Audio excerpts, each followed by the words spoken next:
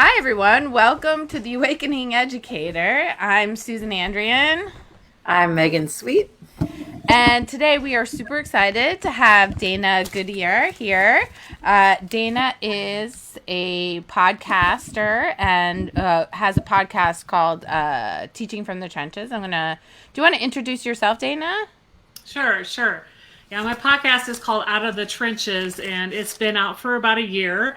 And I have interviewed you guys. That episode will be out in about a month or so. And I interview educators to tell stories of resiliency, and just times that they were in the trenches and managed to crawl out. I taught mostly English and world languages. I've been in school administration and I have a doctorate in educational leadership. And I'm excited to be on the show today.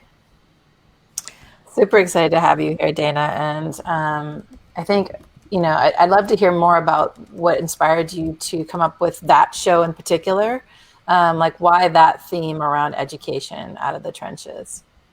Well, it's something I hear constantly when people talk about their work in education, that they are in the trenches. We're dealing with kids, we're dealing with state mandates or whatever it may be, and that they're doing that deep work in the trenches. Now, there are a lot of people who can interpret that in many different ways. I've talked to a couple of superintendents in the fall who were saying, yes, I'm currently in the trenches because I was, deciding how to do the COVID protocols and all that. There are a lot of people who interpret the story of in the trenches when they were first year teachers, right? And I think it's up to the guest what they would say in the trenches is. But my theme is, people have come out of that trench, right? We're all living some type of experience and we learn from that. So those stories of learning from that experience and growing, because we're lifelong we're lifelong learners as educators, I think help the listeners find out more about, people who have written books and people who, are these edu celebrities. They've all been in the trenches. So I think that helps everybody, learn stories of resiliency so they can, manage their day better and, see the positive in what they do. It's really interesting. I think that it can evoke a lot of emotions when you hear about in the trenches, right? We think about it as this like space of the fight of Yeah. the like and the fight for what's really important. And when we think about resiliency and love, those things take work and often is a roller coaster of emotions of joy and grief and love of education. I don't know a single educator who, digs down and stays in the trenches enough to be able to emerge from that with the joy of it, unless you're passionate about it. So I'm curious, what are been the themes of resiliency or the themes of love and passion and joy that come in each of the stories that you're hearing on your show? Well, it's definitely that desire to work with kids and help them grow and learn and develop relationships with kids. I've talked, I'll give an example of a teacher who used to be a EMT, and then he went into teaching and the CTE program. So, he learned, how to teach the field where he had been working himself in the field. So he got his teaching credentials, and now he's teaching. He was teaching high schoolers, and now he's teaching middle schoolers about the body, human physiology. So maybe they can be EMTs one day. And what got him into teaching was just that passion for evoking his knowledge upon kids and helping kids learn more about science, the passion for science. And I think that comes out a lot in the guests, is how are they connecting with kids through the passion that they have, right? I had a passion for foreign language and traveling. And so when I taught foreign language, that really came out as my just passion for mostly I taught French, but I've taught a little bit of German, and just a passion for speaking the language and travel to those countries. And although some of the schools I taught in, I knew, it was kind of not expected the kids would necessarily get there soon, but I also always wanted to give them the resources to be able to find out more about, programs where maybe they could study in college and things like that. So, and I think just learning about each of these educators on the show has helped me, grow as an educator. Has kind of been my own professional development, because everybody has their own story. And I've interviewed people across the board, from newer teachers up through superintendents and people who are consultants and, authors and, people who've left the classroom and now support educators. So, I think it's been a real fun time for me. I've recorded over 100 episodes by now, so wow. Yeah, it's been really and I would say enriching to just connect with these educators and know that everybody has their own resiliency story. 100 episodes, Dana, dang. I know. We're at year 3 and we're at like 40. So super impressed because putting on a podcast is a lot of work, and it ends up being kind of a passion project in a lot of ways, right? Just the effort that goes into it. Yeah. What I was thinking about when you were talking about collecting these stories was actually what it was like for me as a first and second year teacher. Ironically, I ran into someone today via Zoom who was at my first school that I was at, which I think was pretty interesting. So apropos. But when I got to that kind of general public school, I encountered a lot of teachers that were burnt out. So you share the trench stories, which I think is helpful. And I don't know if it's like a different group of people or it's just kind of wherever phase you're in. But I remember coming in as a young, enthusiastic, overly idealistic, thinking I know everything kind of 23-year-old, which is who we are when we're that age generally. And I had all these ideas about how, and I was immediately put on all the leadership teams and all that stuff, because that's what you do with the new young person who doesn't know better than to say no, is you stick them on all the stuff, right? Someone who's mouthy, put them in the leadership team meetings and give them something to do. But what I encountered when I was there was a lot of educators that were tired and they didn't want to do it. And so I'd have these ideas and I kept showing up like, oh, well, what about this? We thought about that. And finally a woman kind of pulled me aside, and she knew me from when I was a child. So somebody who I felt like was in my inner circle in some ways. And she's like, Megan, don't you think we've already thought about all that and done that already? And if it had worked, we would have done it. And it was so deflating for me to have that response, because I felt kind of embarrassed. I felt kind of foolish. I also felt like, well, what's the point of me showing up with my ideas if that's what's going on?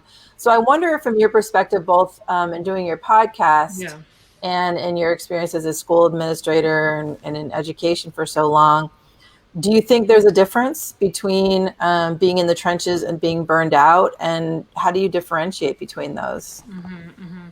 Well, from the guests that I've had, there are a lot of people who would not say that trench moment is necessarily something negative.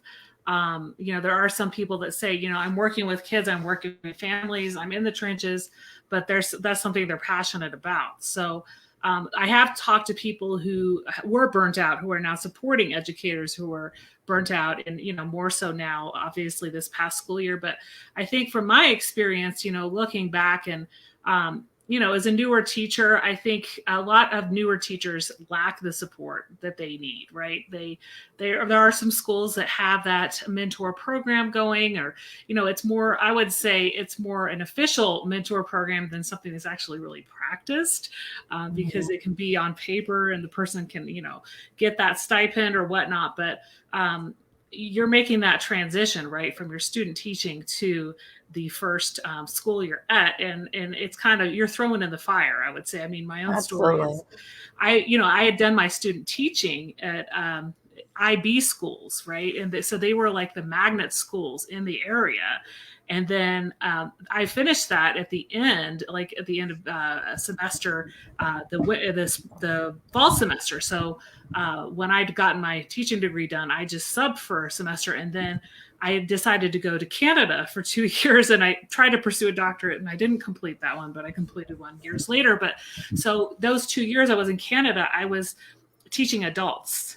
So small groups, and then some like groups that were larger with the university and students who were majoring in teaching English. So, I was outside of the K-12 classroom. So when I got my first teaching job with high schoolers, I'd kind of forgotten some of those skills and how to interact with high schoolers and what to expect from, that classroom management perspective. And I don't think my student teaching really prepared me to deal with some of the classroom management issues I had my first year or so of teaching, because they rarely do. I mean, yeah, of course. And then you're thrown into, like, I recently just moved to Colorado, and I was thrown into an area I wasn't familiar with the culture of the area, right? And that's so, like, for me, I would say my trenches as a new teacher, it was being like unfamiliar with the culture of the area. I was very passionate about my subject area, very knowledgeable about my subject area, and I had a lot of great ideas for activities. But it was building those relationships with kids and, communicating clearly my expectations, and actually, that classroom management piece, I think, lacks when you're not really, I guess, teaching in the same school you did your student teaching in, right? So it helps when you're kind of transitioning into that same school or the same district. So, that, I think that's kind of what I would say burns off a lot of teachers, right? Is that they're in either their first 3 to 5 years, they're in a school that, they feel like nothing's getting done, and they're not being supported, or they feel like, they're not getting recognized for anything that they have done. Whether it be wanting to, start a new club or, support some initiative, maybe they're not getting picked for those committees. Like you said, Megan, you were on several committees your first year of teaching. And, after I'd been teaching a few years and was a department chair, I got on a few committees. But I know a lot of the time, some people have big ideas and they're not always recognized. So I think that could be, and it could just be the change of place that helps some educators, right? There are a lot of educators that say, I'm just going to quit teaching, I'm going to do something else. But maybe they've been at the same school for their whole career, right? So it could just be changing the environment that they're in, right? Because maybe nothing is moving forward where they're at. So I think that helps. I think it also helps to have that professional community. You could attend PD in your district, and you could be in a department or a grade level team where you have those professional discussions. But I think also having some type of a mastermind, there are a lot out there for teachers and leaders, or even a Facebook group where you're able to communicate outside of your school and district, just kind of have that non-biased feedback from those other educators helps a lot. And I mean, when I was starting out, I'm sure you guys as well, they didn't have a lot of that stuff, the social media or, masterminds I didn't hear about until like 2017. But there's so much available to newer educators now. And I think, those type of platforms can help a lot of educators just get their questions answered, because people are so unsure, right? Of, oh, well, I got this email from this parent, right? What should I do, right? Right. No, I mean, I think you're naming a lot of really great points. And I think what I'm hearing is, and maybe Susan and I are making the leap, that the trenches, we were likening it to warfare, I think, and kind of so Susan went to resilience. I went to like burnout, which probably gives us a clue about our personalities right there. And I think what you're referencing more is around like, right, there's a lot of support that's needed for educators. And being in schools at all, you're in the trenches. I often say the same thing. I mean, I guess my framing is often we're on the front lines.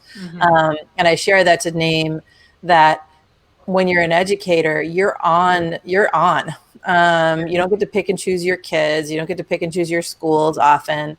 And you have to kind of adapt in the moment. And so that's exciting to hear that you've been gathering stories of people who are doing that are responding to the moment. And when those challenges hit, they're finding a way through them, which is really cool. Yeah.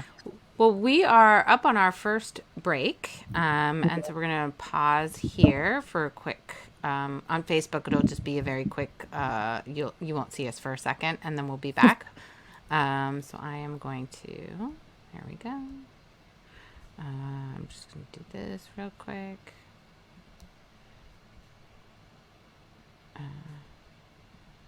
Okay.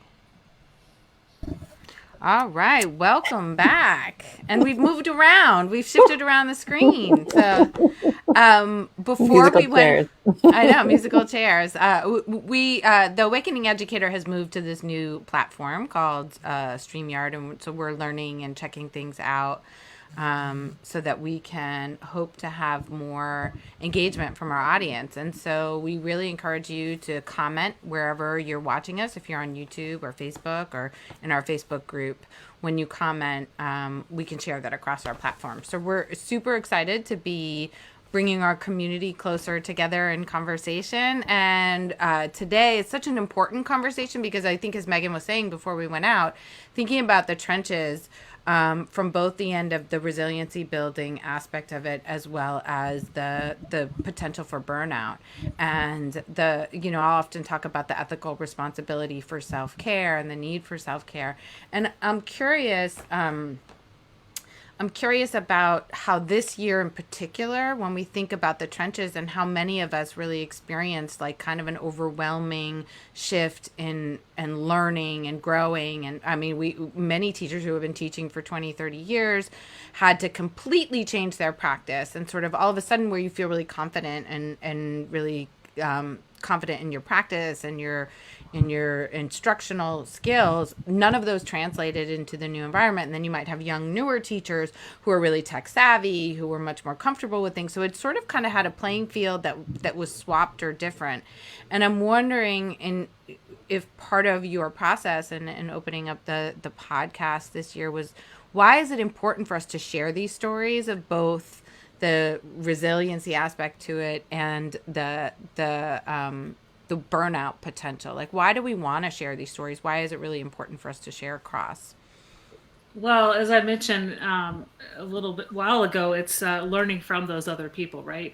Because nobody's perfect. I could have a guest on who's written up to 50 books. I mean, I had Todd Whitaker on, right? And he had difficulties when he started out as a teacher, right? He had a student that kept falling asleep in class. I mean, I think it really helps the educators who are listening to realize, whether or not somebody's been in education for 30 years or, they're newer in education, and we can all see that somebody's been through difficult times, right? Mm-hmm. And like during the pandemic and when everything went remote, everybody was in the same boat, right? But it was more difficult for some than others. And I think, we all have that community. I know in the spring, a year ago, not everybody necessarily had as much communication from their school as other schools did. But for me, myself, I just jumped on PD. There was a lot of PD available through Corwin and just different things that I follow on Facebook and Twitter. And, I just joined a lot of Zoom meetings and heard what other educators were doing, right? So, and I just encourage people who, this summer, they might want to unwind from their, obviously from their curriculum and not think about, what they're doing the next year. I would highly encourage teachers to, just try to take a break from their school. But if there is something that they're passionate about in terms of learning more, like, more about trauma-informed practices or more about just self-care for educators, those type of things. There are a lot of conferences going on this summer. There are a few statewide in-person conferences, at least here in Colorado, that are taking place later in the summer, but there's a lot of virtual conferences also. So I think when you're able to connect with other educators through these conference events and find out what they're doing, it also kind of helps to bring those people out of the trenches. So I think, it's an ebb and flow, right, of our career. I know a couple educators who have decided, they just weren't going to continue after this year. A friend of mine who's probably a couple years out from retirement decided to retire, but not necessarily due to everything being in and out of remote, but it was also just kind of the shift in how they were teaching. She's a Spanish teacher. So a shift of how they were teaching Spanish and the curriculum and the type of instructional methods they were using at her school no longer were the type that she taught from. So, that's a reason sometimes people also decide to either take early retirement or just find somewhere else to work. So I think, it's not necessarily something that has to do with you or what you're doing wrong, but it's also kind of being open to looking for other opportunities. And that friend of mine, for example, she'd been teaching at the same school, I think since 92 or 93. So 28, 29 years. And she's just like, okay, I'm going to retire a couple of years early. But she's been in there and she's done the work in the trenches for all these years. So, those type of educators should be applauded. Yeah, I think I appreciate for sure. We need to applaud educators that have been in the classroom for 28 years. I lasted 10 years. That was the length of what I was able to pull off before I decided to move into administration. Because I started feeling myself getting, I don't know if burnt out was a word, wiggly is the word I tend to use, where I knew that a full career in the classroom wasn't for me. Mm-hmm. What I really appreciate about what you just named, and we have a question from someone on Facebook about resources for support and self-care. I think telling our stories is a part of that self-care and of knowing and owning our stories. And there is actually a good body of research that says that that educators, especially new educators, learn a lot from experienced educators. So something that I'm really appreciating about what you're sharing is you're just kind of demystifying the fact that it's hard to be a teacher. Mm-hmm. It's hard to be a teacher when you're a first year teacher. It's hard to be a teacher when you're in year 28. And when we keep those stories to ourselves and we don't tell everybody that we're struggling or that things are hard, then often we feel alone. And, that's the gift and the challenge of being in the classroom is that you get to close that door, right? Yeah. So you close that door and no one bugs you. That's the gift, generally speaking. Like, you get to do your thing in your classroom and create really magical experiences with your kids. The challenge of that is that you close your door. And learning how to open your door and sharing practices or sharing the vulnerabilities of, I don't know what I'm doing, this is hard, I think is a really big challenge for educators. I do think this year forced educators to come out of that. And I love your point, Susan, about, kind of the tables were switched, right? So the experienced teachers who have their routines down this year became the learners, whereas the younger teachers had something to offer, which is they're conversant on multimedia platforms. They probably already had a lot of technology embedded into their instruction because they're probably taught that way. And they're more oriented that way because they grew up with technology at their fingertips. And the three of us, and most of us that are our age or, I'd put it at like 40 and above, that wasn't our experience. That wasn't how we were trained. I was trained in my school, in my teaching education program. And I will say I am 28 years in, I'll be 28 years in this fall, which is frightening to say. But I was trained to teach the most advanced audiovisual media at the time was a slide projector. And overhead projector with like the markers. But literally I was taught how to teach history with a slide projector where kids stand into, you put them in like into a history scene. The slides, literal like slides. So that's I've used those too when I taught French. Yeah. So that's we're oriented, and these kids are like moving in and around media. So I do think there's this neat opportunity for sharing practices and expertise. And but maybe to answer my answer was one of the SEL or self-care things is to know your story and own it and take the risk of sharing it with someone else. Maybe as our kind of wrapping up conversation, maybe we can continue to answer this question, or Dana, have you heard anything from any of your own wisdom or from the people you've interviewed around this self-care question?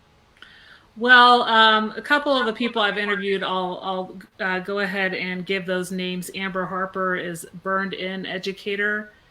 So she's burned in teacher. And also we have Happy Teacher Revolution.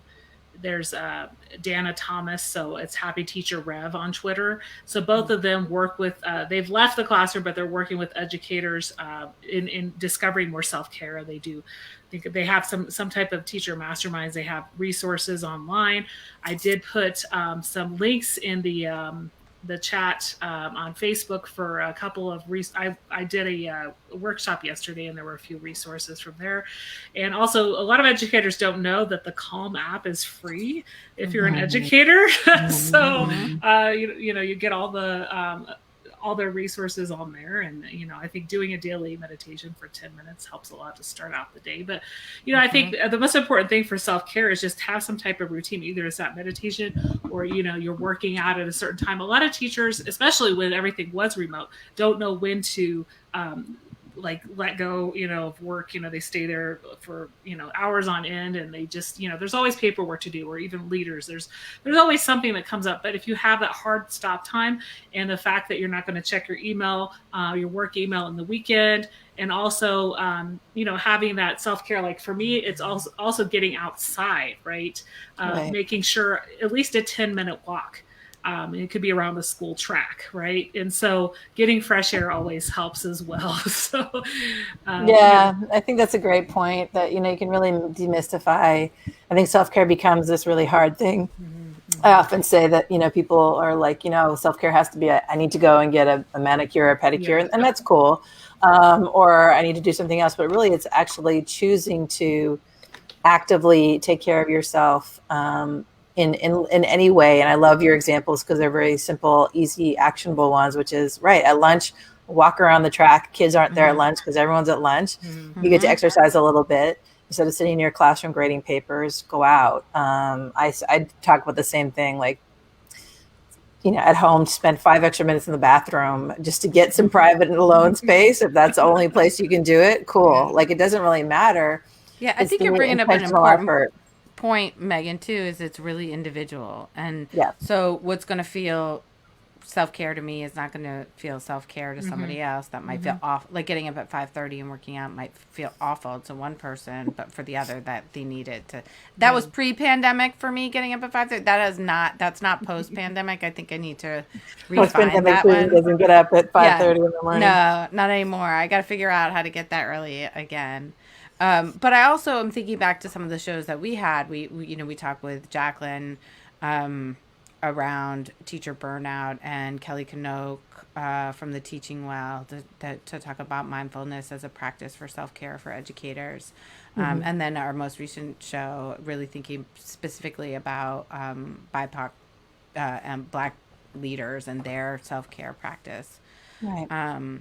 So I think it's important for us to bring it to the discourse and bring it to the conversation and have it be part of the culture, and then really recognize the individual and the individual stressors and circumstances that person is in, and make sure that you have a self-care plan and lens that works for who you are and the way in which you experience education.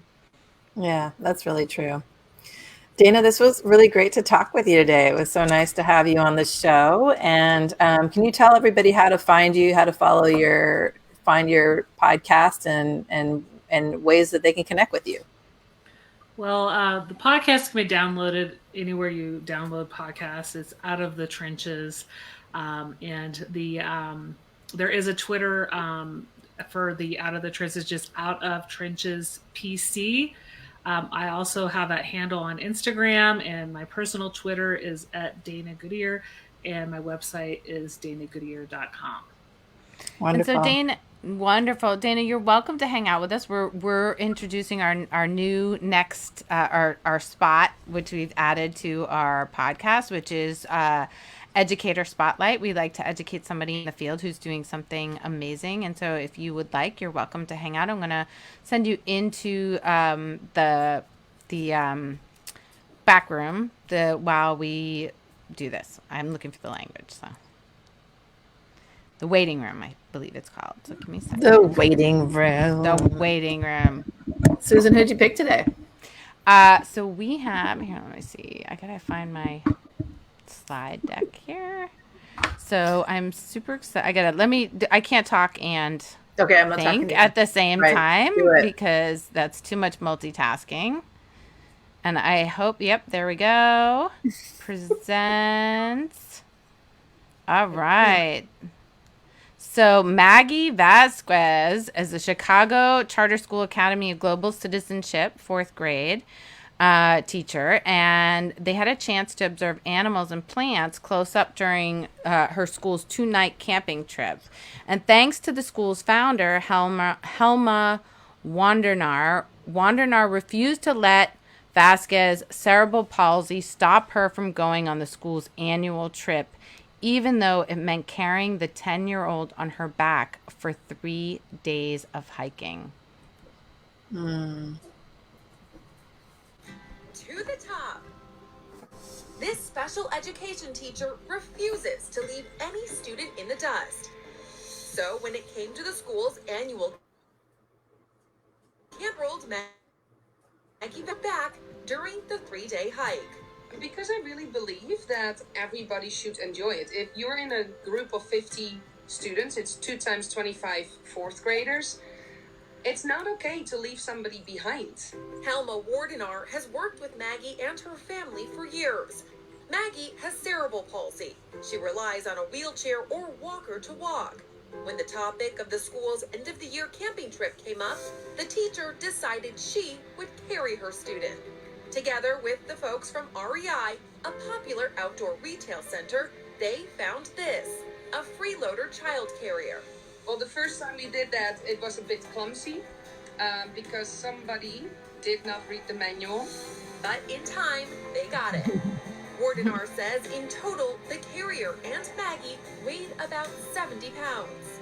I helped her kind of know what I do at home, and then I showed her how I do it. So you told me motivational words, right? Yeah. You were like, come on, Miss Alma, you can do this. But together, they took on the 3-day hike, supporting one another along the way. We are very grateful for just everything that we can accomplish as a team, and it is always a team effort. I'm Kelly Hewlin for InsideEdition.com. Oh, boy. Oh, that gave me shivers. I don't know if you got to see that, Dana, but it's just such an example of educators and what they're willing to do for their kids. I love this story. I love this story because I think even though this is one educators carry so much on their back, and just that I also like she was like playful and was like, someone forgot to. She was just a human element to this story, and it just shows me the fierceness of educators who are like, no, this student gets to participate. And I think so many folks would say, nope, this is we're all going camping, but unfortunately she can't come, and the creativity to make it work. Yeah, inclusion is so important, and often I feel like kids do get left behind. We plan those trips, and certain kids just aren't even thought about. So I love the advocacy that the teacher had just to make sure that all of her kids got to go, and then to literally carry her student on her back does not surprise me at all. It feels like just what educators do. That's what we do. That's who we are. We show up in that way, and yeah, what a great story. Dana, did you want to share it all? Yeah, I mean, it goes to show like everything that we put our mind to. I was just observing a class where they were playing the McFarland USA video, and I think that came out like 10 plus years ago, but kind of reminds me of how, you have those stories of those teams, and how, coaches that are often teachers as well, go the extra mile to see their students succeed. So, we find those stories everywhere where, they're staying late, they're helping students, they're, students who otherwise might be marginalized, they're giving them those opportunities for future success. That's great. Great. Well, thank you, Dana. It was such a joy to have you here and have this conversation. I think sometimes taking a moment to pause and think about all of the ways that maybe we struggled as educators with the lens of resiliency, with the lens of how do we take these stories to make us better, is such an important piece. So we're really grateful that you engaged in this conversation with us today. Again, if you like what you've heard, please check us out on Spreaker, on YouTube, on iTunes, wherever you listen to your podcasts. Subscribe, rate us, whether you like us or not. It really helps. The more folks are engaged with us, the better it keeps us going and keeps us moving in terms of really trying to bring excellent content to you. Yeah. Thanks, Dana, for joining us today. It was really nice to have you. Thanks so much for having me on. Bye. Bye, everybody. Bye.